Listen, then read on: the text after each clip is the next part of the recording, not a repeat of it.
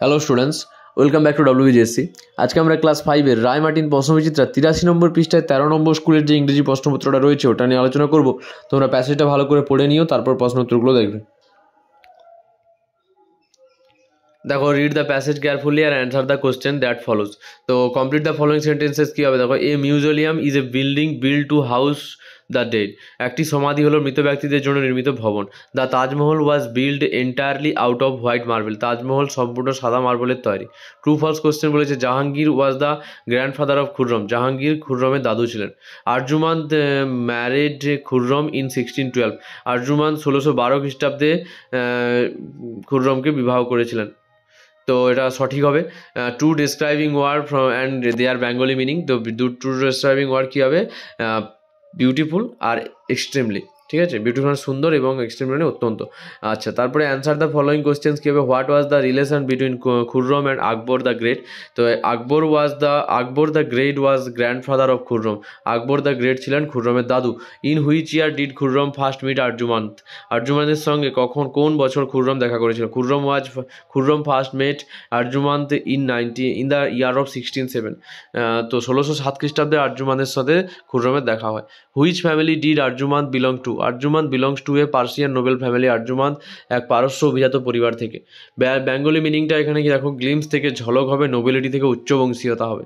তারপরে দেখো এখানে গ্রামার ভোকাবুলারি কি বলেছে? Feel in the blanks with appropriate preposition. He arrived at 10 AM। সে সকাল 10টায় পৌঁছেছিল। অ্যাড হবে এখানটায় ইন্ডিয়া ওন ফ্রিডম ইন 1941, এখানে ইন হবে। দে কেম হেয়ার অন সানডে। ঠিক আছে, we must have love for our country হবে। তারপরে fill in the blanks with correct verb from. Ranu is dancing now. Is dancing হবে এখানে। রবি অ্যান্ড সুফি আর রিডিং হবে।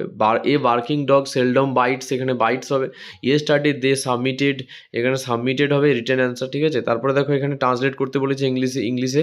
আমি এখন বিদ্যালয়ে যাচ্ছি, এটা যেহেতু যাচ্ছি তাই এখানে প্রেজেন্ট কন্টিনিউয়াসে লিখবে। I am going to school নাও।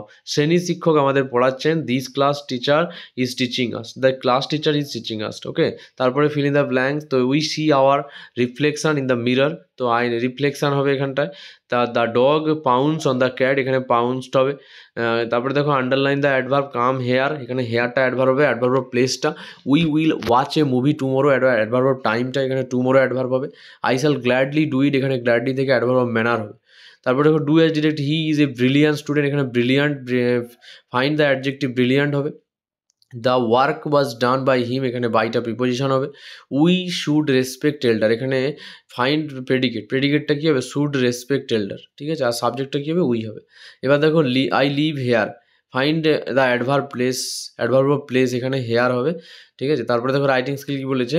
তো write 6 sentence about childhood of Rabindranath Thakur, use the following point. Rabindranath ঠাকুরের চাইল্ডহুড বা কী বলে শৈশবকাল সম্বন্ধে তোমাদের 6টা সেন্টেন্স লিখতে বলেছে। তো আমি এটা এখানে লিখে দিয়েছি, তোমরা পজ করে এখানে তুলে নিও।